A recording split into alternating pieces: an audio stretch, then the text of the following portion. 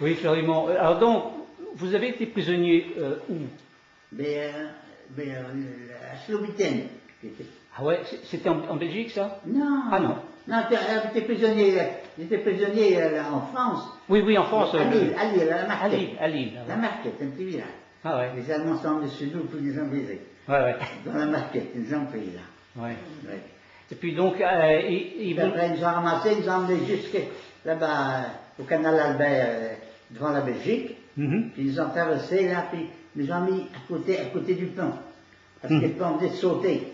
Alors, ils avaient refait le pont, et puis ils nous mettaient à côté, parce que les avions ils voyaient tous les Français autour. Ils les attendaient, ils disaient, on va tous les tuer, il ne faut pas lâcher le pont. Puis ils passaient sur le pont.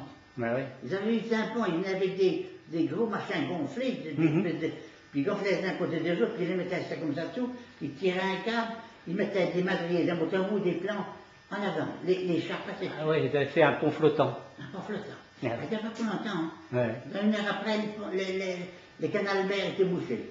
Ils étaient bouchés, puis ils passaient dessus. Ah ouais. Ils passaient avec le grand camion, les motocyclettes, les cars doubles, doucement, ça partait. Puis ça venait en France. Et puis, quand ils sont rentrés en France, ils ont passé droit sur Paris, mais pas devant. Puis ils ont pris Paris, ils ont coupé toutes les lignes de chemin de fer, et puis la France, tout baissé. Ah ouais. Toute la France était baissée. Tous les soldats qui étaient au front, tout était baissé. Attends. Puis là, imaginez, le temps ne pouvait pas passer, puisqu'il ne passait pas, il avait une fortification. Mais il passait par-dessus les avions. Là. Ah bah oui. Hein, c'est encore plus rien. Ah oui. Il passait dessus, puis vous envoyez les bombes sur ailleurs, puis vous baissez.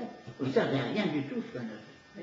Puis ils nous ont tout enveloppés comme ça, puis tous baisés. Puis ils venaient.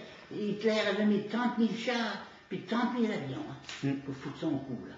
Alors quand il a passé, il est parti du nord de l'Allemagne là-bas, il avait installé tout au bordel. Mais quand il est arrivé en Hollande là-bas, ils ont dit les Hollandais, il faisait la guerre, il était contre lui. Alors il leur a dit, si vous voulez résister, je vous mets tout à 100. Alors, hop, ils ont lâché.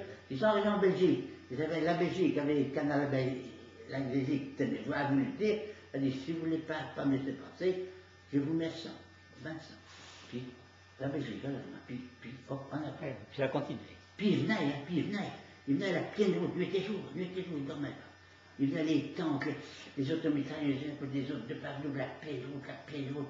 Nous on était couchés de la banquette, il ne fallait pas, voilà, la banque s'amenait doucement, les cars s'amenaient, tous armés, puis ils ont arrivé là-bas, à Calais, puis ils ont passé, puis 3 sur Paris, devant, puis ils ont tout.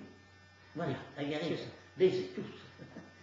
Et donc, après, ils vous ont emmené en colonne? Ah bien, en colonne, après, nous, on a pris le matin, puis nous ont emmenés à pied en Hollande, en Belgique, on est parti à pied, puis nous ont emmenés direction Berlin.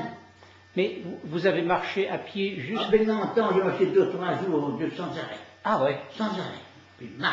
Puis celui qui ne peut pas suivre, qui tombait, ben, il y avait une garde derrière qui suivait, puis on entendait un peu plus loin. Ah ouais. Si tu peux suivre. Et... Moi, ils ne s'embarrassaient pas. Et donc, le train, vous l'avez pris en Hollande, alors? Non, j'ai pris le train à Berlin. Ah, jusqu'à Berlin, vous avez été à pied? On avait pris le train avant.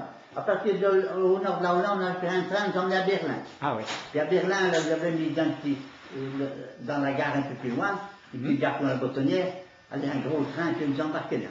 On nous mettait 70 par wagon.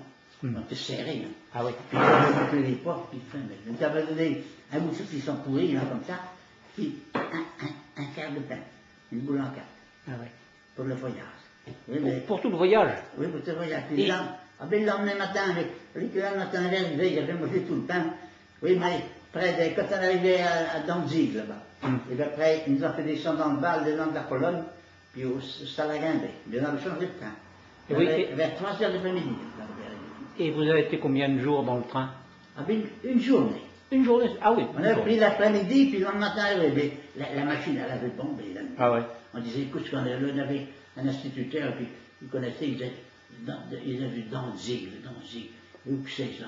Elle a dit, c'est jusqu'au nord de l'Allemagne. Et c'était la ligne qui faisait Varsovie-Moscou. C'est ça. Dans le fond, oui, la ligne Berlin. Vous êtes arrivé en Pologne. En Pologne, c'est le bord de la Pologne. C'était le bord de la Pologne.